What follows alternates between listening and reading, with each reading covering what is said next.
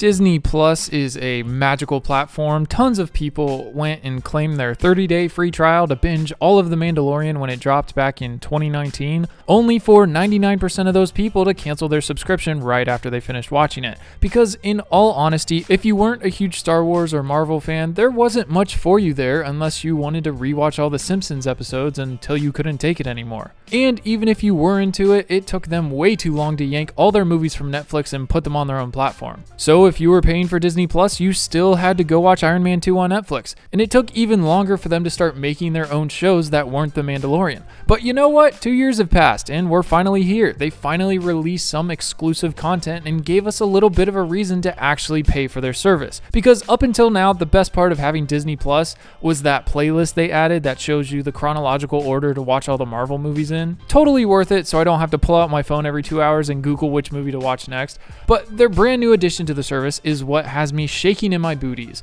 The Falcon and the Winter Soldier show is finally here, and boy does it deliver. The first episode dropped Friday and took us on a roller coaster of emotions. They brought a lot of new faces to the show, including a new villain organization, a dumb love interest for RoboCop, as well as a nightmare from his past that he goes out of his way to befriend as it tortures him each day he sees it. They've blessed us with some juicy Winter Soldier flashbacks of when Bucky was basically a Terminator for Hydra and running around manipulating the war. This show killed more people in the first episode than the entire Wandavision series did. I am thoroughly impressed so far by this show, and I just wanted to sit down and unpack everything Disney delivered in the first 45 minutes of this show. Like, did you guys even catch this?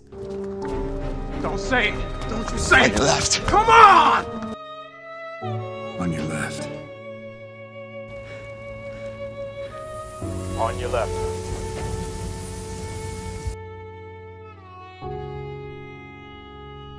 Like, for real, chill, Disney. If you're new here, welcome to the channel. That is me. I am this channel, and it is the only one on the internet. Please subscribe since there are no other channels to subscribe to. I'll be talking all about your favorite movies and shows, so make sure you're subbed so you don't miss out on all the parties we're having. All your friends are going to be there, trust me. And I mean, I kind of dropped some light spoilers already, but just a fat PSA for anyone who hasn't seen it yet. I am going to go deeper into spoiler territory. There, you've been warned. Now cover your ears and watch the rest of the video. Even the start of this show got me. I mean, look at this man ironing. This ironing man. This Iron Man.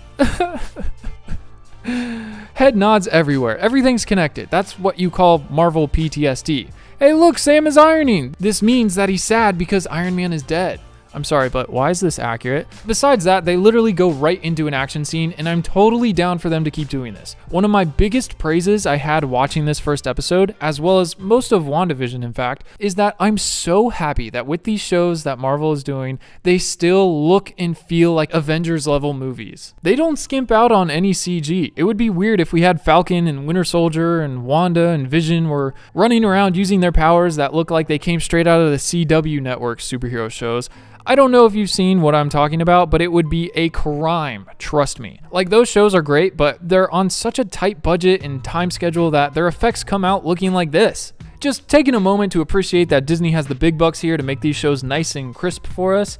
And they really didn't waste any time getting right into the action. I love that they incorporated wingsuits into the first fight. Like, how cool. You've got Falcon with a Stark jet-powered wingsuit and a bunch of baddies jumping out of a plane into a helicopter with wingsuits. Falcon's got home court advantage. This is his turf. He's going to rip everyone to shreds. Are you kidding? And then a bunch of helicopters pop up out of nowhere? I mean, they hit the nail on the head here. If you asked me what to do for the first fight of the series, I would have told you do exactly this. So 10 out of 10, great work here. And when Falcon sent Red Wing after the choppers, he basically should have just told him to terminate those guys. They did not hesitate to end some bad guy lives. Like, forget Batman putting bad guys in the hospital. They just blow everybody up in this show.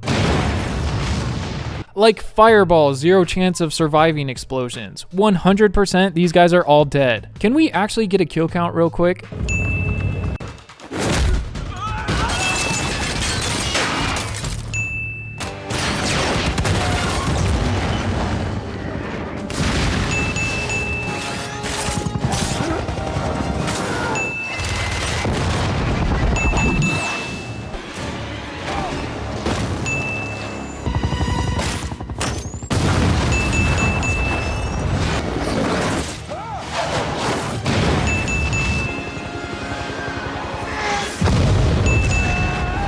5 minutes later.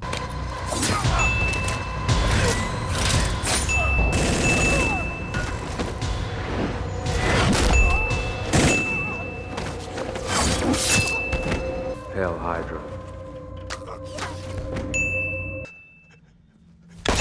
I love that they're just being straight up brutal with this series. They've got no problem just killing people off. Just gives me vibes from the original Iron Man movie back in 2008 where it all started. So cool, happy they're going this route, and I hope they continue. And just saying, this canyon run scene with Falcon just goes to show how cool it would be if Disney were to utilize this character for their upcoming Marvel theme park section of Disney. Like, if we don't get a VR flying simulator flying alongside Falcon and Red Wing going through some canyons and blowing up some helicopters, I'm gonna be disappointed. It's kind of like the Avatar ride in Pandora, where you're like gracefully flying through the forest, but on steroids and with a lot more explosions. Also, was I the only one that was happy to see Red Wing? I feel like he needs to continue becoming his own character in the show. Like, I wouldn't mind if he ended up having a Jarvis voice one day or becoming something like Spidey's Iron Man glasses. I just want to see more of Red Wing. Is that a crime? I feel like he deserves way more screen time. Let me know if you agree in the Discord. Wait, you didn't know I had a Discord? Come out of your cave for a second. We will welcome you into our community with open arms. It's the best place to meet some people who love the same things that you love, as well as keep up with all my videos and when I go live and stream on Twitch. So come join and say hi. And wait, when did Falcon know how to fix Red Wing? Like, when did he become technically literate? Did I miss something? I feel like I did. But anyways, so the big sad moment of the show, the Captain America ceremony and the donation of the Captain America shield, I just want to talk about this because I feel like Sam was a bit confused or flustered with his emotions. Like, I get what Sam is doing, thinking that no one can ever replace Captain America or be who Steve was, and by thinking that he wasn't worthy of taking Steve's place, he somehow came to the conclusion in his mind that the next best thing to do with the shield was to give it to the Smithsonian? I mean, maybe to be on a proper display to show off the legacy that was Captain America, but since Steve isn't here to carry the legacy himself and be the symbol that Sam is talking about and thinking he isn't worthy of carrying on, he's just defaulting to billion-dollar shield and museum. It shouldn't die and stop with Steve. That's not what he wanted. He wanted his best friend, someone he could trust more than anyone he's ever met, to carry on his legacy, everything that he's ever worked so hard to uphold. And it almost goes against what Steve's last wish was, to put it in this museum like Sam did. If anything, just hold on to it until you have a clear mind and you're not clouded by your emotions, so then you don't have to deal with getting it back from the government without being arrested, because I'm not sure they're going to be big on the whole take backsies thing. And moving on to Terminator's side of the story, I love that he's finally getting the therapy that he needs. This man is a mess, and this is exactly what he needs. I was so put off by all those weird close-up shots, but I think these were just an artistic choice to show that Bucky's feeling boxed in by his therapist trying to push him out of his comfort zone. And I love these 3 rules that Bucky has to follow. I feel like this is gonna kind of give him a fun challenge throughout the show to stay within these guidelines as he goes about trying to right all of his wrongs.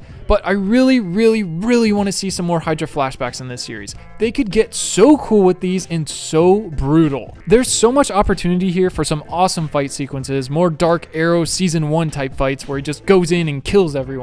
I mean, not to say they didn't kill everybody they fought in this first episode already, because they totally did, but I want to see more. I think we could all appreciate some more Hydra Bucky flashbacks. And I'm not really sure what they're trying to accomplish with Falcon's family story back home, but I already don't like his sister. She just frustrates me. It's cool to see more of his personal, grounded life of this Avenger, just because it's something we don't normally get to see. Like, who would have thought that no one pays the Avengers? Like, how do they pay rent? Do they have side jobs at McDonald's when they're not saving the world? Like, how do they not have government exemptions from paying for anything ever again in this world? They need those little Chipotle celebrity cards, but one that works for everything, so they can just focus on preventing the end of the universe, you know? Can you imagine saving the world and still having to pay state taxes? Like, what? So typical of the IRS. But Sam's sister, okay, so I don't know. Her character just needs an attitude change or something. I don't like how she won't let Sam try to right his wrongs that she thinks he's done, and how she won't let him try to help her with her struggles. Like, chill, he's just trying to help his family. Just let him help. He doesn't need any more resistance. He gets that from Thanos. He doesn't need to get it from you too. So have you dated much since half the fish in the sea came back? Wait, all the fish and animals got snapped away too? Didn't Thanos try to get rid of half the population in the first place because there was too many people and overcrowding and not enough resources? He got rid of half the population, but also half the resources. How does this make sense? Like, what? Can someone explain, please? Off to save the world again? No, come on, Carlos. You know I'm around here more than you, man. I'm always repping no. When you gonna let me borrow the wings, man? Oh my gosh, can we please get a petition going in the comments to let Carlos use Falcon's wings before the end of the series? I would love to see that. And I feel like this is something this series needs. Like, not a want, but a need. Carlos and the Falcon wings, oh, I would love that. And now that I think we've appreciated every bit of this episode that deserved it, who's ready to roast this new Walmart Captain America wannabe Disney is trying to give us? I mean, no offense to Wyatt Russell, the actor. I love him in Jump Street, and he was fine in Table 19 and great in Goon and all the other movies he's in, but Disney did him so dirty here. Maybe it's just the first time we saw him with a clean-shaven baby face, or maybe they just made his costume bad on purpose and made his ears poke out a lot on purpose. I mean, that's a costume flaw. Look how vulnerable this guy's ears are. Bad guys are going to take advantage of that. Just you wait. He's going to have little snipers on his ear holes. They really went and called up Disney World in Orlando and had them send over one of their Captain America actors, which is great and all, but like, who's going to stay and take pictures with the kids now? And I know we're supposed to hate him and root for Sam to get the shield back, but like, this is just sad. Like, how on earth are we supposed to take this seriously? This is like CW type level. No, I take that back. CW can make the characters look really good. Like, really, really good. Their costume department is on point. They're good at making things look epic.